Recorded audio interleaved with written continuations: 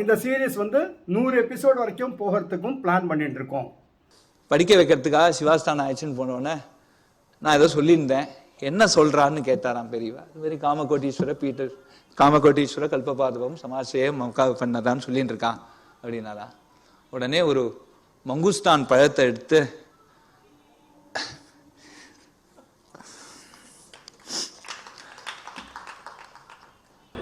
இன்னைக்கு ஸ்டேஜில் வந்து எல்லா ட்ராமாவும் ஒரே மாதிரின்னா இவருடைய ட்ராமா மட்டும் டிஃப்ரெண்ட். இப்போ எல்லாம் ஒரே ஸ்டாம்ப் அடிச்சு விட்ட மாதிரி வந்துருக்கு இப்போ பிளேஸ். அதுக்கு நடுவில் சாணக்கியா ஒருத்தர் தான் ஒரு totally different approach to theatre. Chanakya வந்து எழுதியிருக்க 11 ட்ராமா எழுதியிருக்காரு இது வரைக்கும். அந்த 11 ட்ராமாவுடைய சப்ஜெக்டையும் எடுத்து பார்த்தீங்கன்னா ஒன்று மாதிரி ஒன்று இருக்காது. அதுதான் அவருடைய கிரேட்னஸ் கூட. தீவிரமாக வேற மாதிரியா ஒவ்வொரு நாடகத்தையும் சிந்திச்சு அழகா எழுதி அதை அரங்கேற்றம் செய்யறது. அரங்கேற்றம் செய்யற வரைக்கும் அது ஒரு பெரிய யாகமா எடுத்துட்டு பண்றது. குரு பிரம்மா குரு விஷ்ணு குருதேவோ மகேஸ்வரஹா குரு சாட்சாத் பரம்பிரம்மா தஸ்மை ஸ்ரீ குருவே நமஹா. பெரியவா சீரீஸ் ரசிகாளுக்கு என்னோட பணிவான நமஸ்காரம். நீங்கள் எல்லாரும் தொடர்ந்து பெரியவா சீரீஸ் பார்த்துட்டு இருக்கேன் அப்படின்னு நம்புகிறேன். 70வது எபிசோட் எண்டில் நான் சொல்லியிருந்தேன், அதாவது ஒரு மாதம் பிரேக் எடுத்துக்க போகிறேன் அப்படின்னு. ஆல்சோ இந்த சீரீஸ் வந்து 100 எபிசோட் வரைக்கும் போகிறதுக்கும் பிளான் பண்ணிட்டு இருக்கோம். அதுக்கு வந்து ஆக்சுவலாக நேற்றுக்கு சண்டே அப்லோட் பண்ணதுக்கு அப்புறம் அவ்வளோ மெசேஜஸ் எனக்கு. அதாவது ரொம்ப சந்தோஷம் சார் நீங்கள் 100 எபிசோட் வரைக்கும் போகிறது. அதே மாதிரி எஸ் உங்களுக்கு அவசியம் வந்து ரெஸ்ட் தேவை, ரெஸ்ட் எடுத்துங்கோ, ரீஜுவனேட் பண்ணிங்கோ அப்படின்லாம். அதில் நான் சொல்ல விட்டு போன ஒரு விஷயம் என்னன்னா, ரெஸ்ட் எடுத்துக்கிறேன் அதாவது பிரேக் அப்படின்ன உடனே நான் ஏதோ வந்து ஒன்றுமே பண்ணாமல் ஐடியலாக இன்ஆக்டிவாக ரெஸ்ட்டில் இருக்க போகிறேன் அப்படின்னு நிறைய பேர் அனுமானம் பண்ணிட்டு இருக்கா. It is not like that. அதாவது the work will continue. In fact வர 4ஆம் தேதி ஷூட்டிங் பிளான் பண்ணியிருக்கேன். அதே மாதிரி 6, 7, 9, 10 த ஷூட்டிங் வில் கீப் ஹேப்பனிங். ஏன்னா அப்போ தான் வந்து நான் கொஞ்சம் எபிசோட்ஸை அட்வான்ஸாக எடுத்து வச்சுக்க முடியும். இந்த பிரேக் அதுக்காக தான், not for me to take rest, complete rest அப்படின்னு கிடையாது. And also the post production work will be going on.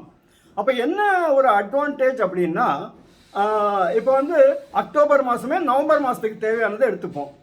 அதே மாதிரி டிசம்பர் மாதத்துக்கு November. So the work point தான் இருக்க போகிறது. ஒர்க்கில் வந்து என்ன கொஞ்சம் ஸ்பேஸ் அவுட் பண்ணிக்கலாம், கொஞ்சம் நிதானமாக ஒர்க் பண்ணலாம். So that was the intention. Anyway thanks a lot to each and every one of you who have wished me, and also இந்த வந்து 100 எபிசோடுக்கு வந்து போக போகிறதுங்கிறது ரொம்ப மகிழ்ச்சியாக இருக்குது அப்படின்னு தெரிவித்தவங்க எல்லாருக்கும் என்னோட நன்றியை தெரிவிச்சுக்கிறேன். அதே மாதிரி நான் ஏற்கனவே சொன்ன மாதிரி இது எல்லாத்துக்கும் காரணக்கர்த்தா, பிரதான காரணம் நீங்கள் தான்.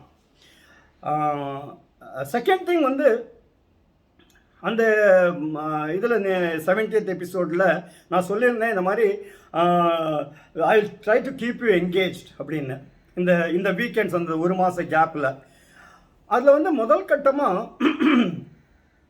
இந்த சீரீஸ் வந்து 50 எபிசோட் கம்ப்ளீட் ஆன உடனே அஸ்வின் குமார் ஐயர் அப்படிங்கிறவர் வந்து, அதாவது தபஸ் கல்ச்சரல் அகாடமி அப்படின்னு ஒரு இது நடத்தின்னு இருக்கார் அவர்.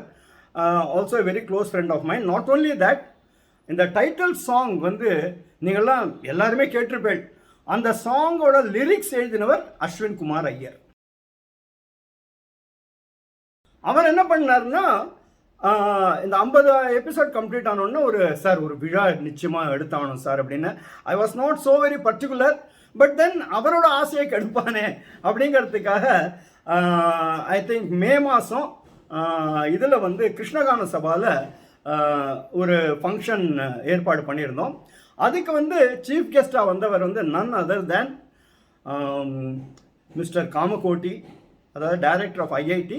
நாட் ஓன்லி தட், அவர் வந்து மகாபெரியா மேலே அவ்வளோ அதீத பக்தி கொண்டவர்.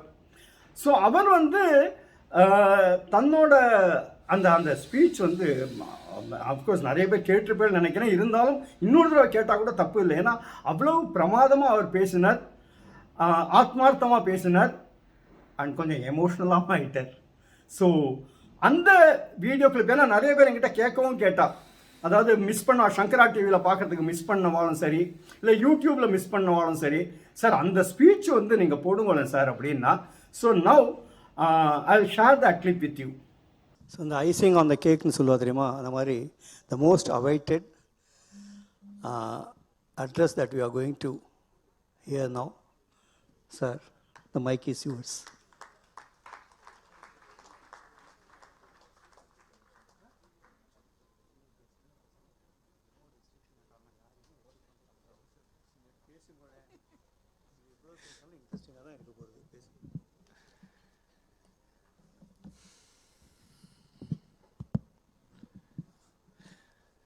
श्री कांची पीठ मध्य उद्यत तेजः पुंजमयी परा देवी सर्वजगन्माता दध्यान्न सर्वमंगलम श्री कांची कामकोट्याख्य पीठाधिष्ठितम अद्भुतम भावये अहम महामोहध्वांत संघातहम महा आचार्य चरणद्वंद स्मृति वाचक रूपिणम माम कृत्वा कुरुते व्याख्याम नाहमत्र प्रभुर्यतः. எல்லாருக்கும் நமஸ்காரம். நம்மள சில பேர் ரொம்ப பெரிய பாக்கியம் பண்ணியிருக்கோம். மகாபெரிவா இந்த பாரத தேசத்தில் இருந்த அதே சமயத்தில் நம்மளும் உயிரோடு இருந்து அவளை தரிசனம் பண்ணியிருக்கோம். அந்த பாக்கியம் நிறையா பேருக்கு கிடைக்கல.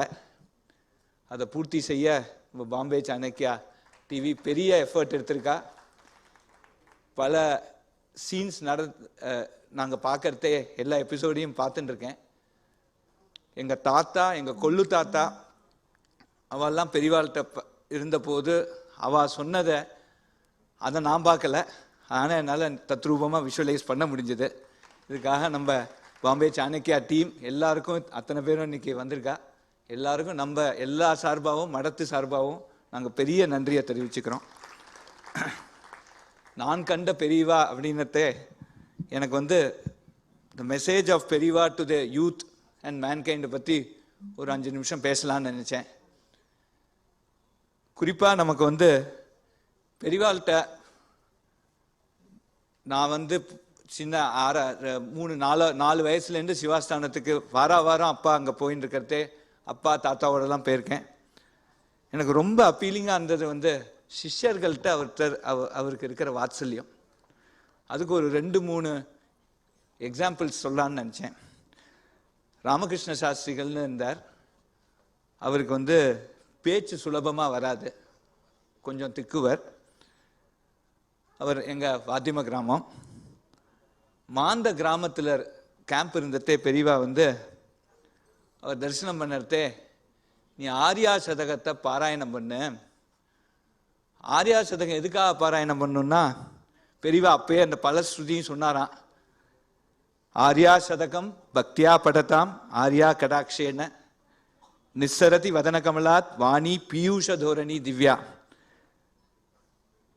இந்த ஆர்யா சதகத்தை பாராயணம் பண்ணா வாக்கு அப்படியே ஒரு அமிர்த மாதிரி வாக்கு வரும் அப்படின்னு இருக்கு பல ஸ்ருதி. நீ வந்து இதை பாராயணம் பண்ணு அப்படின்னு உபதேசம் பண்ணாராம். அப்போ அந்த மாந்தையில் ஒரு கிட்டத்தட்ட ஒரு 4-5 கிலோமீட்டர் தாண்டி ஒரு குளம் இருக்குது. அதில் தான் ராமகிருஷ்ண சாஸ்திரிகள் குளத்துக்கு போவார். திரும்பி வரத்தே அந்த ஆர்யா சதகத்தை பாராயணம் பண்ணிட்டு வந்துடுவார் பெரியவா சொன்னதுனால. இது மாதிரி நடந்து கிட்டத்தட்ட ஒரு 45 நாளுக்குள்ள அவருக்கு நல்ல வாக்சக்தி வந்து மடத்தோட ஆஸ்தான வித்வானா இருந்தார். அவர் வந்து ஒரு கல்யாணத்துக்கு போனார். ரொம்ப சிம்பிள், ரொம்ப ஹம்பிள். அவர் பார்த்தா அவர் அந்த வித்வானோடு இருக்கிற இடத்துல உட்காந்துருந்தார். அவர் யாருன்னு தெரியாமல் ஒருத்தர் வந்து எழுந்து போ அப்படின்னு சொல்லிட்டார். திருப்பியும் வெளில போய் நின்றுட்டு ஏதோ அவர் தெரியாமல் சொல்லிட்டார். திருப்பியும் வந்து உட்காந்தார். சொன்ன எல்லாம் திருப்பியும் எதுக்காக இருக்க வெளில போன்ட்டார். இதை யாரோ கேட்டுண்டு அவர் சொல்ல மாட்டார், யாரோ அதை பார்த்துட்டு பெரியவாள்கிட்ட போய் சொல்லிட்டா அது மாதிரி நடந்ததுன்னு. அப்புறம் கிட்டத்தட்ட ஒரு 4-5 மாதம் கழிச்சு அந்த இது மாதிரி துரத்தி விட்டவர் வரார் தரிசனத்துக்கு. தரிசனத்துக்கு வந்தோடனே பெரியவா வந்து அவர் வராருங்கிறத பார்த்துட்டு ராமகிருஷ்ண சாஸ்திரிகளை கூப்பிடுனார். வந்து நின்னார். இது யாரு தெரியுமான்னா, அவர் தெரியலேன்னார். கல்யாணத்தில் நிறையா பேரை துரத்தினதுனால இவர் யாருன்னு தெரியலையோ அப்படி மடத்து ஆஸ்தான வித்வான் க்ஷமாபணம் பண்ணிக்கோ அப்படின்னார். அது மாதிரி ஒரு சிஷ்யருக்கும் ஏதாவது ஒரு காலத்தில் ஒரு ஏதாவது இது மாதிரி நேர்ந்ததுன்னா பெரியவா காப்பாற்றுவாங்கிறது நம்ம பரிபூர்ணமாக நம்பணும். அதே மாதிரி கொஞ்சம் பேசலாமா? நான் ப்ரொஃபஸராக தான் நான் கேட்டேன் எத்தனை நாய் பேசணும்னு. எத்தனை நாய் வேணால் பேசுனா நான் 4 மணி நேரம் கூட பேசலாம். அதான் என்னோட தொழில். முடிச்சுட்டுறேன். சிலலாம் சொல்லணும்னு எனக்கு தோணித்து, இந்த சன்னிதினால சொல்லிவிடுறேன். ஸ்ரீ வாஞ்சியம் அப்படின்னு ஒரு ஊர், அங்கே வாஞ்சின்னு ஒருத்தர் இருந்தார். அவர் வந்து மடத்தில் மோஸ்ட் இம்பார்ட்டன்ட் ஒர்க் பண்ணியிருக்கார். அதாவது மதத்தில் வந்து லௌகீகமாக பார்த்துக்கிறதுலாம் அடுத்த ஒர்க்கு தான். பூஜை கட்டில் இருக்கிறது, சந்தர்ப்பணையில் இருக்கிறது, இதெல்லாம் தான் மோஸ்ட் இம்பார்ட்டன்ட் ஒர்க்கு. அந்த ஒர்க்கு அவர் பல நாள் பார்த்துருக்கார். அப்புறம் அவர் கல்யாணம் ஆகிடுத்து. அதுக்கப்புறம் அவர் ஊரில் போய் திருவிழிமலை க்ஷேத்திரத்தில் அந்த கோவிலில் அவர் வந்து இது பண்ணியிருந்தார். அப்போ வரத்தே என்னாச்சுன்னா, பெரியவா திருவிழிமலை கேம்ப் வரத்தே அப்போ இப்போ புதுசாக மடத்துக்கு வருவான்னு இருக்கு. அவளுக்கு பழைய வாழ் தெரியாது. இவர் வாஞ்சி அப்படியே இந்த க்யூவில் இந்த கூட்டத்தில் வந்துன்னு இருக்கார். இங்கே இருக்கிறோம் போ அந்த ஜர்க்கண்டி சொல்லின்னு இருக்காங்க. அவர் அங்கேருந்து வந்து நின்றுட்டோ, ஒரு ருத்ராட்சம் வேணும், போங்கண்ணா. பெரியவாலும் இதை கொஞ்சம் நல்லா இன்னும் ஒரு ஃபியூல் பண்ணுறதுக்கு, யார் இது அப்படின்னாராம். யாரோ வாஞ்சியா அப்படின்னா. அவர் திருப்பி இன்னொரு ருத்ராட்சம்னா, போங்கண்ணா. பெரியவா வந்து நில்லு அப்படின்ட்டு, நீ எங்கே இருந்த? நான் அதில் மடத்தில் இருந்தேன். மடத்தில் என்ன பண்ணியிருந்தேன்? உள்கட்டில் இருந்தேன், வெளிக்கட்டில் இருந்தேன், சந்தனம் அடிச்சிருந்தேன், அப்புறம் சந்தர்ப்பணையில் இருந்தேன் எல்லாம் சொன்னோடனே இவருக்கு இந்த போங்கன்னு சொன்னவருக்கு ஒரு கொஞ்சம் ஜர்க்கு வந்தது. இப்போ சொன்னாரா, டேய் ருத்ராட்சம் கொடுத்துடலாமாடா அப்படின்னாரா. அப்புறம் சொன்னாராம், போங்கன்னு சொல்றியே, வாங்கன்னு ஒருத்தனை கூப்பிட்டு பாரு, வரானா பாரு. வாழ்க்கையில் வெல்கமிங்காக இருக்கணும். ராமாயணத்திலேயே ராமர் என்ன சொல்லுவார்னா, உள்ளே வந்தோடனே ஸ்மித பூர்வாபி பாஷனா, வந்தோடனே ஒரு புன்சிரிப்போடு நான் உங்களுக்கு என்ன செய்யணும்னு சொல்லும் கேட்பறான் ராமர். வந்தோடனே புல்டாக் மாதிரி ஏன் வந்த லொல்லுன்னு குறைக்க மாட்டார். இது வந்து நமக்கு பெரிய உபதேசம். குறிப்பாக நான் டைரக்டர் ஆனப்புறம் இதெல்லாம் நான் ஃபாலோ பண்ணிட்டு இருக்கேன். யாராவது வந்தால் உனக்கு என்னப்பா செய்யணும்னு கேட்டுறேன். அதுவே பாதி ப்ராப்ளத்தை சால்வ் பண்ணிடுது.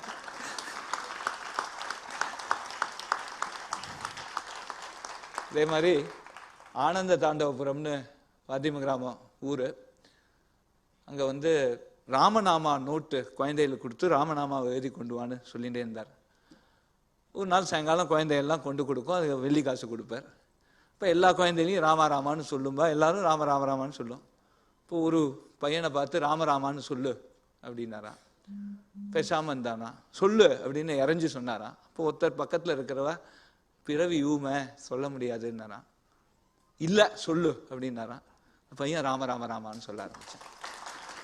அப்போ அதை பார்த்துருந்த அவர் கொல்லூர் சுப்பிரமணிய தீட்சிதர்னு ஒரு பெரிய ஆந்திர தேசத்து வித்வான், அதை பார்த்துட்டு அதுக்கப்புறம் அவர் தான் குரு கிருபா லஹரிங்கிற புஸ்தகத்தை எழுதியிருக்கார் பெரியவாளை பற்றி. லெக்சரை பண்ணு.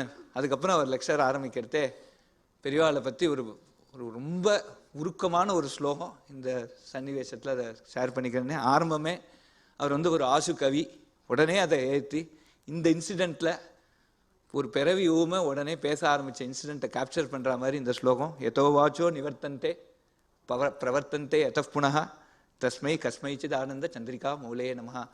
எதோ வாச்சோ நிவர்த்தந்தே, யாரை வர்ணிப்பதற்கு நமக்கு வார்த்தை இல்லையோ, வார்த்தை கிடைக்கலையோ, பிரவர்த்தந்தே யதப் புனः, யாருடைய அனுகிரகத்தினா வார்த்தை வந்து பிரவாகமாக வருதோ, தஸ்மை கஸ்மைச்சித் ஆனந்த, அந்த சத்திய ஞான ஆனந்த ஸ்வரூபமான சந்திரிகா மௌலையே நம. நம்ம சந்திரசேகரேந்திர சரஸ்வதி சுவாமிகளுக்கு என்னோட நமஸ்காரம்னு அந்த ஸ்லோகத்தை ஆரம்பித்தார்.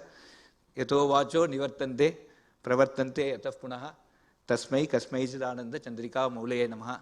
இப்பேற்பட்ட ஒரு பெரியவா, இப்பேற்பட்ட ஒரு சிஷ்ய வாத்சல்யம், அவர் அண்டி போனவா ஒத்தரையும் கைவிடலை, எல்லாரையும் காப்பாற்றிருக்கா, கண்டி போகாதவாளையும் காப்பாற்றிருக்கா, சர்வ லோகத்துக்கும் ஒரு ஜெகத்குருவாக இருந்திருக்கார். அவர் இந்த காலத்தில் நம்மலாம் இருக்கோங்கிறது நம்ம பண்ண பெரிய புண்ணியம். இதில் குறிப்பாக சில உபதேசங்கள் குறிப்பாக நம்ம கலியுகத்துக்கு ரொம்ப தேவை. திருக்கண்ணபுரம்னு ஒரு ஊரில் ஒரு கேம்ப்.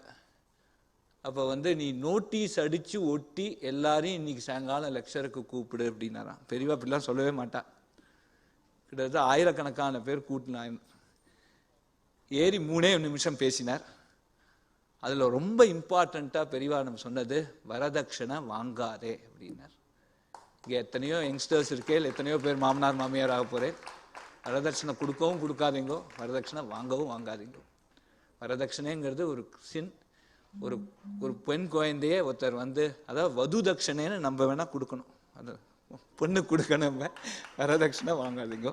இது பெரியவா சொன்ன ஒரு பெரிய உபதேசம். இன்னைக்கு ஒரு சமூகத்தில் டௌரினால எவ்வளவு ப்ராப்ளம் வருது, டௌரி ஆக்ட்னு வந்திருக்கு, அதனால எவ்வளவோ இஷ்யூஸ் வருது. இதை நம்ம இந்த கலியுகத்தில் ஒரு பொண்ணை வளர்த்து நம்ம ஆசையோடு கொடுக்குறான். அந்த ஆசை தான் நமக்கு இதில் முக்கியமே தவிர அந்த பணம் அதில் நடுப்புற வரக்கூடாது. 2வது பெரியவா எல்லாரும் எளிமையான வாழ்க்கை நடத்துங்கோ அப்படின்னா, ஒரு காலகட்டத்தில் இங்கிலீஷில் அதை அழகாக சம்மரைஸ் பண்ணால் அதை எல்லாருக்கும் சொல்ல விரும்புகிறேன். Luxury is artificial poverty, simplicity is natural wealth. இது பெரியவா சொன்ன வாக்கியம். இன்னொன்று, எல்லாரும் அன்னைக்கு நமக்குன்னு உள்ள ஒரு வைதீக தர்மத்தை, நமக்குன்னு உள்ள தர்மத்தை பண்ணுங்கோ. தபஸ்ன்னு ஒன்று இருந்துருத்துனா, நம்ம பக்கம் இருந்துருத்துனா திருலோகத்தையும் நம்ம ஜெயிக்கலாம் அப்படிங்கிறது பெரியவா நம்பினா. குறிப்பாக ஒரு 2-3 இது சொல்கிறேன். சத்தாரா கோவில் அச்சில்லாத தேர் ஓடுறது அப்படின்னா நம்ம காஞ்சி மடத்துக்கு தான். சத்தாரா கோவில் உள்ளே போகிறார், கையில் ஒரு பணமும் இல்லை. கடைசியில் வெளில போகிறதே எத்தனையோ பல கோடி ரூபாய்க்கு உத்தர சிதம்பரத்தை கட்டிட்டு போனார். அதுதான் ஒரு மகானோட ஒரு தீர்க்க தரிசனம். ரொம்ப ரொம்ப சுவாரஸ்யமாக சொல்லுவாராம், நான் யாருடா பிக்ஷுகன், எனக்கு பணத்துக்கு என்னதான் குறைச்சல் அப்படிங்கிற. இதுதான் பெரியவாளோடது. 2 பேர் நின்றுந்தா சகோதரர்கள். இவர் பக்கத்தில் இருக்க, டேய் அவர் 2 பேரும் சகோதரர்கள், நிறையா சொத்து இருந்தது, ஒரே சண்டை, சொத்தெல்லாம் போயிடுத்து, இப்போ ஒத்துமையா இருக்கா.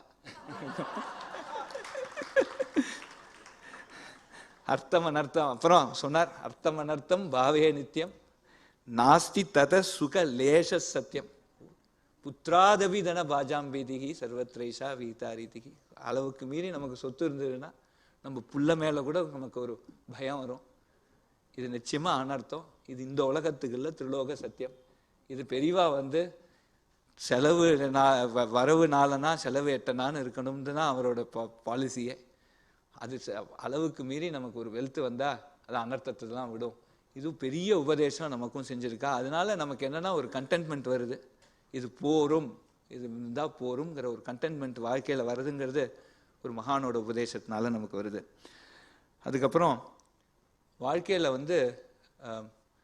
பெண்கள், குறிப்பாக பெண்களுக்கு ஒரு ஒரு செக்யூரிட்டி ஏற்படுத்தணும்னு பெரியவாளுக்கு ரொம்ப நாளாக இருந்தது. கல்யாணம் ஆகாத குழந்தைகளுக்கு சுருக்க கல்யாணம் ஆகணும், ஒரு தீர்க்க சௌமங்கல்யம் இருக்கணும்னு. இதற்காக பல நாள் யோசித்து ஸ்வேதாஸ்வர உபநிஷத் பல உபநிஷத்துகளை பார்த்து கடைசியாக துர்கா பஞ்சரத்னம்னு அந்த ஸ்லோகத்தை பண்ணார். அதை அப்பாவுக்கு தான் டிக்டேட் பண்ணார். அது அப்புறம் பிரிண்ட் பண்ணி, நீ ஒவ்வொரு ஊரில் அவாவா அம்பாள் சன்னதியில் கூட, நீ கபாலீஸ்வரர் சன்னதியில் எல்லாருக்கும் ஃப்ரீயாக அதை டிஸ்ட்ரிபியூட் பண்ணுன்னா. அப்போ அதை எம்எஸ் அம்மா அதை துர்கா பஞ்சனத்தை பாடி உள்ளே சேர்க்கணும்னு தீர்மானம் பண்ணினோம். அப்புறம் அப்போ என்னாச்சுன்னா, அந்த பாலாஜி பஞ்சரத்னத்தில் என்னெல்லாம் பாட்டு பாடணும்னு அம்மாவுக்கு பெரியவா தான் சொன்னார். இதெல்லாம் பாடு, இதெல்லாம் இந்த இதில் ஃபர்ஸ்ட் இதில் இருக்கணும், செகண்ட் இதில் இருக்கணும்னு. இப்போ இவர் ப்ரொடியூசர் மாதிரி ரெக்கார்டிங்க்கு எல்லாம் சொல்லின்னு வந்தார். அப்போ அப்பா போய் இந்த துர்கா பஞ்சரத்னம் இங்கே கடையில் ஒரு வெங்கட்ராம மாமா வச்சு எல்லாம் டியூன்லாம் பண்ணி எல்லாம் ரெடி ஆகிடுது, ரெக்கார்டிங்கும் ஆகிடுது HMVயில். இதை சேர்க்கணுன்னு பெரியவாள்கிட்ட போய் சொன்னோன்னே, வேண்டாம் அதெல்லாம் வேண்டாம் அப்படின்ட்டார். இருந்தாலும் மனசு கேட்கல, சேர்த்தாச்சு. சேர்த்து கேசட்டு ரிலீஸ் ஆகிடுது. அப்புறம் போனோடனே, ஏண்டா வாந்தானேனே அப்படின்னாரான். அது கொஞ்சம் கேப் இருந்தது அதில், அதனால அதை சேர்த்தாச்சு அப்படின்னா, ஏதாவது சொல்லி சமாளி அப்படின்னாரான். அதனால் இன்னைக்கு வந்து அந்த துர்கா பஞ்சரத்னம் எல்லா ஆற்றுலையும் நீங்கள் கேட்கணும். அதோட அர்த்தத்தை நாங்கள் யூடியூப்பில் அது கம்ப்ளீட்டாக அர்த்தத்தை போட்டு, அப்பாவோட ரெக்கார்டிங் இருக்குது, என் வீநாதன் யூடியூப்பில் போட்டு துர்கா பஞ்சரத்னத்தை அர்த்தம் இருக்குது. எல்லா குழந்தைகளையும் நொற்று பண்ண சொல்லுங்க. அது பெரியவா வாக்கால், அவர் வாக்கால், ஒரு மகரிஷி புரோக்தம் அவர் வாயால் வந்தது. எல்லாரும் அதை பாராயணம் பண்ணோம். எல்லாருக்கும் அந்த ஒரு ஸ்ரேயஸ் வரும். அப்புறம் பெரியவாளை பற்றி பேசுறதே எம்எஸ் அம்மாவை பற்றி பேசாமல் இருக்க முடியாது. 72 மேலக்கர்த்தா இருக்கு அப்படின்னு எடுத்து இதை நீ பாடு அப்படின்னா, இதை பாடுறதுன்னா அது வந்து 72 இருக்கு, ஒவ்வொன்றுத்துக்கும் சிட்ட ஸ்வரம், பெரியவா அனுகிரகத்தில் தான் பாடணுன்னு. அப்போ ஒவ்வொரு இடத்துலையும் அங்கே வந்து சந்தேகம் வர ஆரம்பிச்சது. அதாவது கௌரி மனோகரி ராகம், கௌரி மனோகரி தம்பர சததம்னு இருந்தது.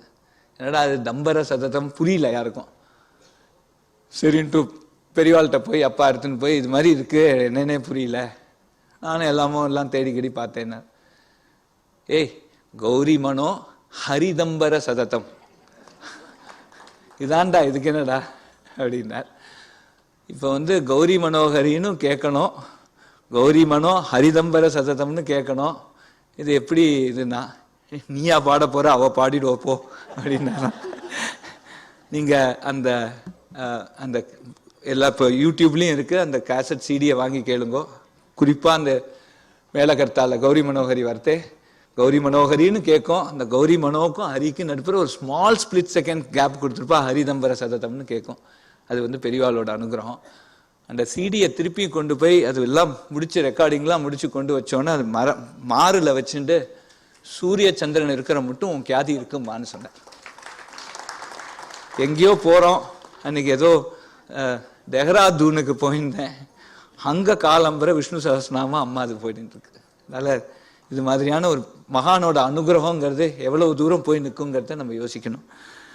அடுத்தது அம்மா வந்து யுனைடெட் நேஷன்ஸில் பாட போகிறதே மைத்திரி பட்ஜத்தை எழுதி திருக்கலாவூர் ராமூர்த்தின்னு இருந்தார். அப்புறம் அவர் கடைசியாக சன்னியாசம் வாங்கிட்டு சித்தியானார். அவர் மூலமாக கொண்டு போய் கொடு அப்படின்னார். ஸ்ரேயோ பூயா சகல ஜனானாம், அதுதான் அதில் ஹிட்டு.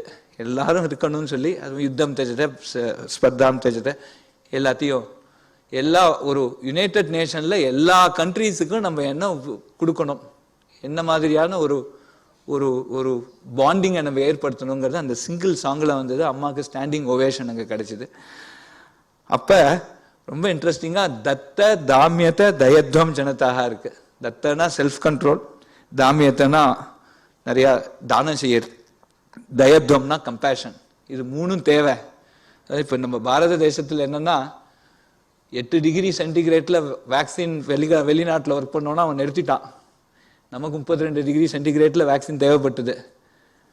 நம்ம 32 டிகிரி சென்டிகிரேட்ல வேக்சின் பண்ணினோம், 2 வேக்சின் பண்ணோம், 250 கோடி வேக்சின் இப்போ நம்ம இன்ஜெக்ட் பண்ணியிருக்கோம். வெளிநாட்டுக்கு தானம் பண்ணோம். அதான் பாரத தேசம். அதான் தத்த தாமியத்தை தயத்வம் ஜனதான் இருக்கு. இது எதுல தத்த தாமியத்தை தயத்வம் எங்க இருக்குன்னு கேட்டாரா? இப்போ உடனே பிருகதாரண்யக்க உபநிஷத்துல இருக்குன்னா அது எனக்கு தெரியாதா? இங்கிலீஷ்ல டிஎஸ் எலியட் எங்க சொல்லியிருக்கான் போய் கேளுன்னாரா. நம்ம எஸ் ராமசாமின்னு இங்க பெரிய இங்கிலீஷ் ப்ரொஃபஸர், அவரும் கடைசியில சன்னியாசம் வாங்கிட்டு சித்தியானார். அவர்கிட்ட கேட்டோன்னா டிஎஸ் எலியட் வேஸ்ட்லேண்டு அப்படின்னு உடனே எடுத்து சொன்னாராம். அது மாதிரி ஒரு ஒரு யுனைடெட் நேஷன்ல போறதே ஒரு குளோபல் அப்பீல். டிஎஸ் எலியட்டும் சொல்லியிருக்கார், எங்க பிருகதாரண்யக்க உபநிஷத்துலயும் இருக்கு இப்படின்னு ஒரு குளோபல். இது மாதிரி ஒரு யோசிச்சு சொல்றதுங்கிறது பெரியவாளால் தான் முடியும், நம்மளால முடியாது. அடுத்ததா சில பர்சனல் எக்ஸ்பீரியன்ஸ், நான் கண்ட பெரியவாங்கிறதுனால சில பர்சனல் எக்ஸ்பீரியன்ஸ் ஒண்டி சொல்லி நான் முடிச்சுக்கிறேன். எங்க குடும்பத்துல பெரியவாளை எங்களால மறக்கவே முடியாது. ஏங்கிறதுக்கு ஒரு 2-3 உதாரணம் சொல்றேன். 1952ல முடிகொண்டான் கிராமம் எங்க தாத்தாவோட கிராமம், அம்மாவோட அப்பா கிராமம். அங்க வியாச பூஜை. அப்ப ஒரு யானை இருந்தது. எங்க அப்பாவுக்கு அப்ப ஒரு 10-12 வயசு. அவர் எனக்கு ஒரே அழுதுந்தாராம். ஏன் அழறேன்னு கேட்டோன்னே எனக்கு யானையில போகணுன்னாராம். ஸோ அந்த யானை பாகன்ட்ட இந்த குழந்தை எப்ப இறங்கணும்னு சொல்றதோ அது மட்டும் யானையில ஏற்றி ஊரை சுத்தி காமி அப்படின்னாராம். அது முடிஞ்சது. கிட்டத்தட்ட 1964 கிட்டத்தட்ட ஒரு 12-13 வருஷம் கழிச்சு கல்யாணபுரம் கேம்பில் மீனாட்சி சுந்தரம் சாஸ்திரிகள்னு ஒருத்தர் வந்து ஒரு யானை குட்டி கொடுத்துருந்தாராம். அப்பா என்னமோ அது வந்தோடனே அது ஏதோ வாழைப்பழத்தை அதை கொடுத்துருந்தாராம். பெரியவா திடீர்னு வந்துட்டு அப்படி பார்த்துட்டு, இன்னும் யானை ஆசை போலையா அவனுக்கு? எப்பேற்பட்ட மகான் நாங்கெல்லாம் யாரு? ஏதோ ஒரு குழந்தையா இருக்கிறதே ஏதோ ஒன்று கேட்டது அதை நினைவு வச்சுட்டு இதெல்லாம் தான் அனுகிரகம். இதுக்காக நம்ம அதான் அவர் வந்து எங்கள் தாத்தா வாஞ்சிநாதையர்கிட்ட எனக்கு 3 ஆசை வாஞ்சி சன்னியாசிக்கு ஆசையே இருக்கக்கூடாது, ஆனால் எனக்கு 3 ஆசை. முதல் ஆசை என்னன்னா, எனக்கு வந்து இந்த பட்ன பிரவேசம்னு ஒன்று ஏதோ ஓஹோன்னா இது என்னன்னு பார்த்துடணுன்னு பார்த்தேன். அவன் யாரோ ஃபோட்டோலாம் எடுத்து காமிச்சான், அது ஏதோ சாதாரண விஷயம். அப்புறம் நான் வந்து தீபாராதனை காட்டுறதே எல்லாரும் ஆஹாஹான்னு கன்னத்தில் போட்டுக்கிறா, இல்லை என்ன விசேஷம் இருக்குன்னு புதுப்பிரிவால வந்து தீபாராதனை பார்த்துட்டேன். விசேஷமாக தான் இருந்திருக்கு, அவர் பார்த்து அதை கண்ணால் பார்த்துட்டேன். 3ஆவதா, நான் என்னோட கடைசி காலம் ஒரு காட்டுல இருக்கணும், என் சரீரத்தை பட்சிகளும் மிருகங்களும் சாப்பிட்டுணும், நான் அது மாதிரி ஒரு சன்னியாசி இருக்கேன்னு தெரியக்கூடாது அப்படின்னாராம். தாத்தா இந்த ஆசை நிறைவேறக்கூடாதுன்னு நானும் வேண்டிக்கிறேன் அப்படின்னா. அது என்ன பெரிய உபதேசம்னா, நிறைய பேர் நாங்களே இப்போ ஒரு ஐஐடியில் இருக்கோம், ரிட்டையர் ஆகிறதே என்னமோ நம்ம முடிஞ்சோன்னு ஐஐடியே அஸ்தமிச்சிட போகிறதுன்னு நினச்சிட்டு இருக்கோம். யாரும் எதுக்காகவும் உலகம் நிற்காது, நம்ம இருக்கிற வரையில் நல்லதை செஞ்சுட்டு போகணும் அப்படிங்கிறது தான் அதில் உபதேசம்.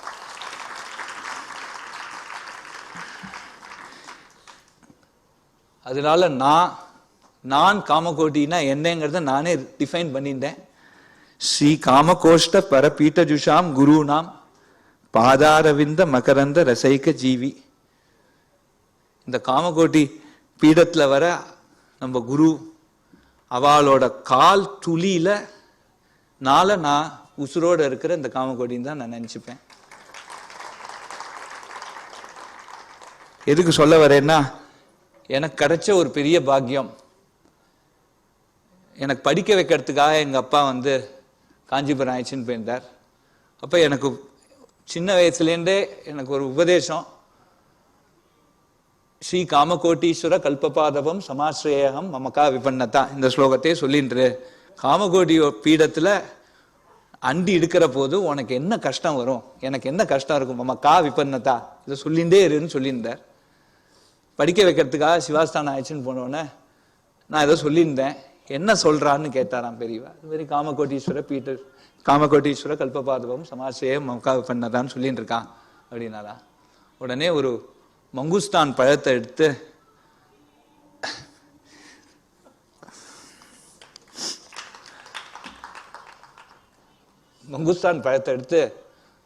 பாதி அவர் சாப்பிட்டுட்டு மீதி பாதிய கையில கொடுத்துடாத, குழந்தை கீழே போட்டுரும், வாயில போட்டுருந்தாராம்.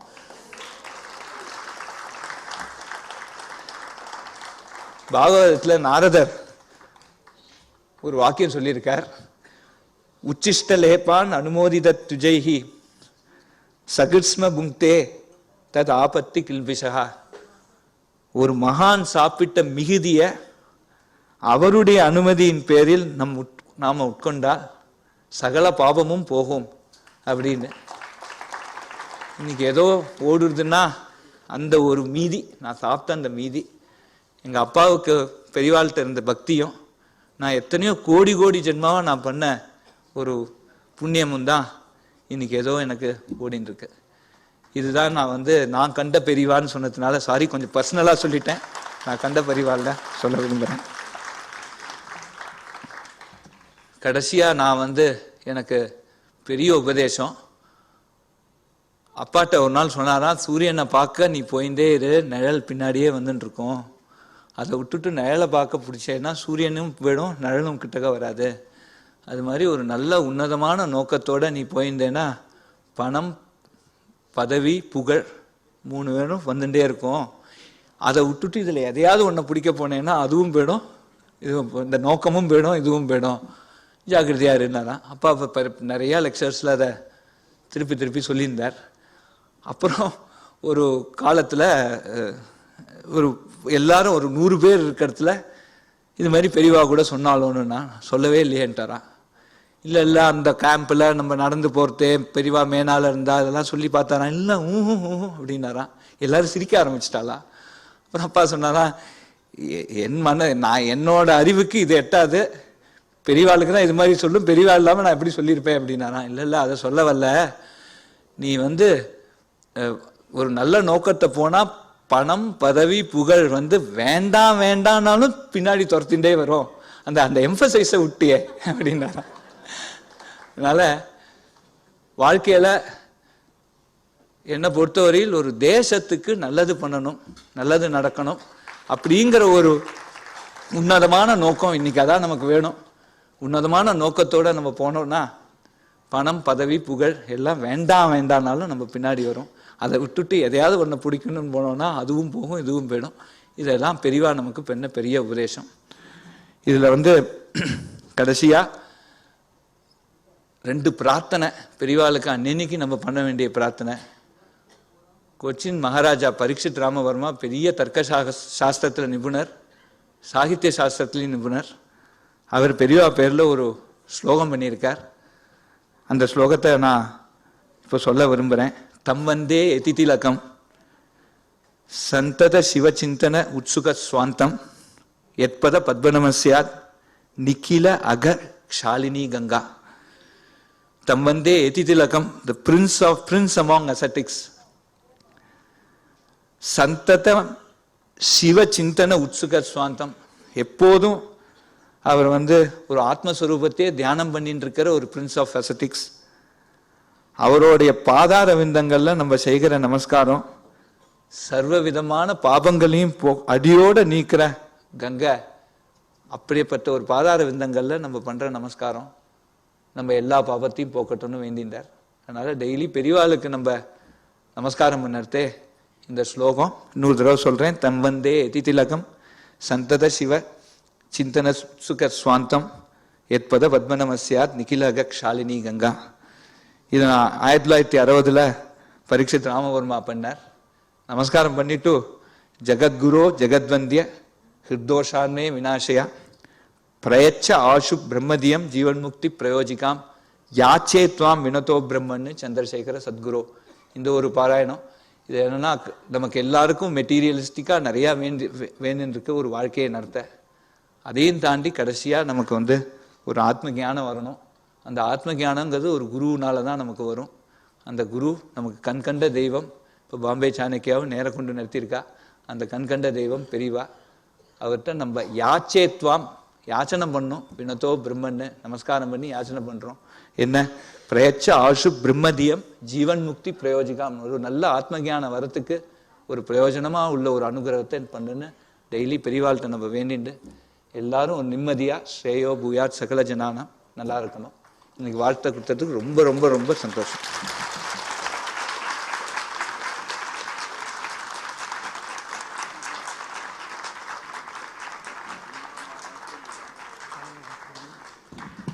Sir thank you sir, thank you so much. அதாவது இந்த ஸ்பெல் பவுண்ட்னு சொல்லுவா தெரியுமா, அந்த மாதிரி வேறு எதுவுமே நினைக்க தோணல. நீங்கள் பேசும்பொழுது அப்படியே லயிச்சு போகிற மாதிரி இருந்தது. ரொம்ப பிரமாதம் sir. I hope that you also enjoyed the clip. அடுத்ததா இன்னொரு சின்ன விஷயம். அதாவது நான் எப்போவுமே எது பண்ணினாலும் ஆத்மார்த்தமாக பண்ணணும் அப்படிங்கிறதுல திடமான ஒரு நம்பிக்கை கொண்டவன். என் டீமில் இருக்கிறவா எல்லாருக்குமே தெரியும். பண்ணினா அது ஒழுங்காக, அதை செய்வனை திருந்த செய்ன்னு சொல்லுவா தெரியுமா, அந்த மாதிரி பண்ணினா அது கரெக்டாக பண்ணணும். அந்த குணம் எப்படி எனக்கு வந்ததுன்னு எனக்கு தெரியாது. ஆனால் என்ன சொல்கிறது, நான் 1990 இங்கே அப்போ மெட்ராஸ், அது சென்னைக்கு வந்தபோது ஒரு நாடகக்குழு ஆரம்பித்தேன், கலா மந்திர் அப்படிங்கிற பேரில். அது நாடகங்கள் போட்டு என்னோட நாடகத்தை பார்த்து தான் இயக்குனர் சிகரம் கே பாலச்சந்தர் அவர்கள் என்னை தன்னோடே இருக்க சொன்னார். அதுக்கப்புறம் அவருடைய till his last breath I was with him. எதுக்கு இதை சொல்கிறேன்னா, அப்போ எங்களோட 14வது ஆண்டு விழா, கலாமந்திர் நாடகக்குழுவோட 14வது ஆண்டு விழாவில் திரு பாலச்சந்தர் அவர்களும் திரு சோ அவர்களும் பார்ட்டிசிபேட் பண்ணா. அவ என்னோட நாடகத்தை பற்றி அவளோட கருத்தை தெரிவித்தா. இது கூட நிறைய பேர் பார்த்துருக்கலாம். இருந்தாலும் I thought this is one occasion where I can share that video with you. அந்த கிளிப்பும் இப்போ பாருங்க. ஏன்னா சாணக்கியனுடைய நாடகங்கள் எல்லாம் அவர் எங்கிட்ட சிஷ்யனா வரதுக்கு முந்தைய நான் பார்த்துருக்கேன். சிஷ்யன் வித் இன்வெர்டட் கமாஸ் சொல்றேன். அதுக்கு முன்னாடியே நாடகங்கள் பார்த்துருக்கேன். வேற வேற சீரியல் பண்ணும்போது, தனிப்பட்ட முறையிலே சீரியல் பண்ணும்போது அப்போ ஒரு நாடகம் எழுதினாரு, அதை பார்த்தேன். அதை பார்த்த உடனே என்ன நினைச்சிட்டேன், என்ன ஒரு நம்மள்கிட்ட இருந்த மாதிரி ஒரு நினைவே இல்லையே அதில், அந்த நாடகத்தில். ஏன்னா முன்னாடி எவ்வளவு நல்ல முறையில் நாடகம் எழுதினாரோ அதே மாதிரி அந்த நாடகம் மிக நல்ல முறையில் எழுதப்பட்டிருந்தது. அந்த வகையில் நான் நல்ல காலம் நான் அவரை ஒன்றுத்தி இன்ஃப்ளூயன்ஸ் பண்ணிடல அப்படிங்கிற விஷயத்தில் நான் ரொம்ப சந்தோஷப்பட்டேன். அதாவது என்ன எல்லாரும் சொல்லுவாங்க, ரொம்ப ஸ்ட்ரிக்டாக இருப்பார், சில விஷயத்தில் குரங்கு பிடியா இருப்பார் அவர் அப்படின்லாம். எனக்கு ஒரு கெட்ட பேர் உண்டு. அந்த கெட்ட பேர் தான் எனக்கு நல்ல பேர். அதே பேர் அவருக்கும் உண்டு. அந்த விஷயத்தில் நான் ரொம்ப சந்தோஷப்படுறேன். இப்போ குரங்கு பிடின்னு சொல்லும்போது அது it is not a negative terminology as far as creativity is concerned. கிரியேட்டிவிட்டியில் குரங்கு பிடின்னு சொல்றது, குரங்கு பிடிங்கிறது வந்து பாசிட்டிவ் ஆட்டிடியூட், அது ஒரு நல்ல குணம்னு தான் நம்ம எடுத்துக்கணும். ஆக அது என்ன, அந்த குரங்கு பிடித்தனமா இருக்கிறது எதை காட்டுதுன்னாக உங்களுடைய கான்ஃபிடன்ஸ். எல்லா விஷயத்திலையும் அது பக்காவாக இருக்கணும், பர்ஃபெக்டாக இருக்கணும். ஸ்டேஜ், லைட்ஸு, மியூசிக் அப்படின்னு போடுறது ரொம்ப மிகச்சில குறைந்த ட்ரூப்ஸ் தான் அப்படி இருக்காங்க அந்த மாதிரி போடுறவங்க. இப்போ நம்ம பாம்பேல எல்லாம் போய் பார்க்கும்போது நமக்கு மனசு வருத்தமாக இருக்கும். அங்கே போய் குஜராத்தி ட்ராமா பார்க்குறோம், மராட்டி ட்ராமா பார்க்குறோம், ஹிந்தி ட்ராமா பார்க்குறோம், இங்கிலீஷ் ட்ராமா பார்க்குறோம். அதெல்லாம் பார்க்கும்போது நம்ம நாடகங்கள்லாம் அந்த லெவலுக்கு வந்து நம்மளால் வர முடியலையே நினைக்கிறோம். ஆனால் சாணக்கியா ட்ராமாவை பார்க்கும்போது ஒரு சந்தோஷம் ஏற்படுது. என்ன சந்தோஷம் ஏற்படுதுன்னா, S, here is a drama which is perfect in every aspect as far as dramatics are concerned அப்படிங்கிற ஒரு எண்ணம் நமக்கு தோன்றது. சாணக்கியா வந்து 11 ட்ராமா எழுதியிருக்காரு இது வரைக்கும். அந்த 11 ட்ராமாவுடைய சப்ஜெக்டையும் எடுத்து பார்த்தீங்கன்னா ஒன்று மாதிரி ஒன்று இருக்காது. அதுதான் அவருடைய கிரேட்னஸ் கூட. தீவிரமாக வேற மாதிரியா ஒவ்வொரு நாடகத்தையும் சிந்திச்சு அழகா எழுதி அதை அரங்கேற்றம் செய்யறது. அரங்கேற்றம் செய்யற வரைக்கும் அதை ஒரு பெரிய யாகமா எடுத்துட்டு பண்றதுல அப்கோர்ஸ் நான் அப்படி இருப்பேன். என்னுடைய நாடக காலங்களில் நான் அப்படி இருப்பேன். அது ஷோவுக்கு தெரியும். ஒரு சாணக்கியாவை நான் வந்து கங்க்ராச்சுலேட் பண்ண ஆசைப்படுறேன். அவர் மேலும் மேலும் நல்ல நாடகங்கள் எழுதணும், சினிமாவுக்கு வந்துடணும்னு முத்துராமன் அவர்கள் சொன்னார்கள். வந்துடுவார், நிச்சயமா வருவார். Today or tomorrow he will come. அவருடைய நாடகங்கள் அவரெல்லாம் நல்ல நீடூழி வாழணும், நிறைய நாடகங்கள் நடத்தணும், படத்துக்கும் வரணும், படத்துக்கு வந்து சிறந்த டைரக்டர் ஆகணும் என்று அவரை வாழ்த்தி விடைபெறுகிறேன். வணக்கம். இன்னைக்கு ஸ்டேஜில் வந்து எல்லா ட்ராமாவும் ஒரே மாதிரின்னா இவருடைய ட்ராமா மட்டும் டிஃப்ரெண்ட். இப்போ எல்லாம் ஒரே ஸ்டாம்ப் அடிச்சு விட்ட மாதிரி வந்துருக்கு இப்போ பிளேஸ். அதுக்கு நடுவில் சாணக்கியா ஒருத்தர் தான் ஒரு totally different approach to theatre. இது ஒரு தனி ஸ்டைல் தனக்குன்னு கொண்டு வந்து அதை நிலநாட்டி இங்கே இவ்வளோ சக்ஸஸ்ஃபுல்லாக பண்ணியிருக்காருன்னா அது ஒரு ரொம்ப பெரிய விஷயம். இன்னைக்கு டேஸ்ட் எல்லாம் ரொம்ப கெட்டு போயிட்டு இருக்கிற ஸ்டேஜ். எனக்கு அது டேஸ்ட் எனக்கு தெரிஞ்சு அதாவது ரொம்ப தரம் தாழ்ந்து விட்ட மாதிரி தான் தெரிகிறது. எதை எடுத்தாலும் அந்த மாதிரி ஒரு டேஸ்ட் வளர்ந்துட்டு இருக்கிற சமயத்தில் இப்படி ஒரு டிஃப்ரெண்ட்டாக ஒரு கண்டென்ட்டோட, ஒரு விஷயத்தோட, ஒரு லாஜிக்கோட, அதில் இந்த மாதிரி ஒரு சில ஆர்குமெண்ட்ஸ் எல்லாம் ப்ரெசென்ட் பண்ணி ஸ்டேஜில் கொண்டு போய் நிறுத்துறதுன்றது சாதாரண விஷயம் இல்லை. நாங்கள் பண்ண காலத்தில் இருந்தது. அப்போ ஜனங்கள் அதுக்கெல்லாம் ப்ரிப்பேர்டாக இருந்தாங்க. இன்னைக்கு ஜனங்களையும் சாணக்கியா ப்ரிப்பேர் பண்ண வேண்டியதாக இருக்குது. அதனால் அவருடைய achievement is much greater than what we did earlier நான் நினைக்கிறேன். Because we were swimming along with the current, he is swimming against it, and it's a great achievement as a writer, as a director. அவருடைய சாதனை மிகப்பெரியது. So அவ சொன்னதுலேருந்து ஒரு சின்ன idea உங்களுக்கும் கிடச்சிருக்கும். இது எதுக்காகன்னா, அந்த அளவுக்கு நான் வந்து என்னையே இன்வால்வ் பண்ணிட்டு தான் பண்ணுவேன்.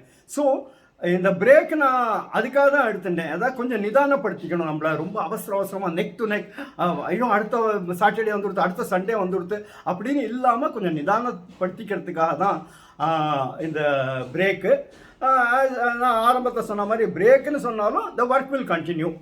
அண்ட் மறுபடியும் உங்கள் எல்லாருக்கும் என்னோட மனமார்ந்த நன்றியை நான் தெரிவிச்சுக்கிறேன். இந்த அளவுக்கு ஆதரவு கொடுத்துருக்கேள் நீங்கள். அண்ட் இதே மாதிரி தான் இந்த அக்டோபர் மாதம் வந்து எபிசோடு இல்லைன்னாலும் I'll try to keep you engaged, like, behind the scenes. அதாவது ஒரு சீன் எப்படி எடுக்கப்பட்டது, அதுக்கு பின்னாடி என்னெல்லாம் நடந்தது. அது மட்டும் இல்லை, ஒரு சின்ன தாட்டும் எனக்கு வந்தது. அதாவது இதில் வந்து மகா பெரிவாளா நடிக்கிற முத்து வெங்கட்ராமன் அவர்கள், அதாவது மகா பெரிவாளோட உபதேசங்களை மட்டும் பார்க்கணும்னு சில பேர் விரும்புவா இல்லையா இந்த கதை. ஏன்னா இது வந்து ரொம்ப பேலன்ஸ்டாக நான் பண்ண வேண்டியிருந்தது. அதாவது கதை அம்சமும் தேவைப்பட்டது. ஏன்னா அது சில பேருக்கு வந்து ஒரு ஈர்ப்பு இருக்கும், உபதேசங்களை மட்டும் கேட்டால் போதும்னு இருக்கிறவளும் இருப்பாள். ஸோ இப்போ நான் என்ன பண்ண போகிறேன் இந்த ஒரு மாத கேப்லன்னா, அந்த உபதேசங்களை மட்டும் தனியாக எடுத்து தனித்தனி வீடியோவாக கொடுக்க போகிறேன். ஸோ அந்த உபதேசங்களை மட்டும் சேவ் பண்ணி வச்சுக்கலாம்வா, இல்லை அதை மறுபடியும் பார்க்கலாம், what ever way it is. அதுவும் ஒரு பயனுள்ளதாக இருக்கும் அப்படின்னு நினைக்கிறேன். So from next week onwards நீங்கள் அதையும் பார்க்கலாம். And once again I solicit your patronage. தொடர்ந்து, ஏன்னா உங்களோட ஆதரவு தான் இந்த எபிசோட்ஸை கண்டினியூ பண்ணுறதுக்கு என்ன சொல்கிறது, ஒரு டானிக் மாதிரின்னு வச்சுக்கோங்களேன், motivation. So keep looking at this channel, என்னோட ஃபாஸ்ட் ஃப்ளிக்ஸுங்கிற channel. And before I sign off, அவசியம் வந்து யாரெல்லாம் முதல் தடவை பார்க்குறீங்களோ அவசியம் இந்த சேனலுக்கு சப்ஸ்கிரைப் பண்ணுங்க. அண்ட் இந்த வீடியோ வந்து உங்களுக்கு தெரிஞ்சவா எல்லாத்தையும் ஷேர் பண்ணுங்க. The main idea is spread the word. That's all. And once again, very soon I will meet you all. And finally, இத்தனை நேரம் பொறுமையாக பார்த்தவங்க எல்லாருக்கும் என்னோட மனமார்ந்த நன்றி நன்றி நன்றி.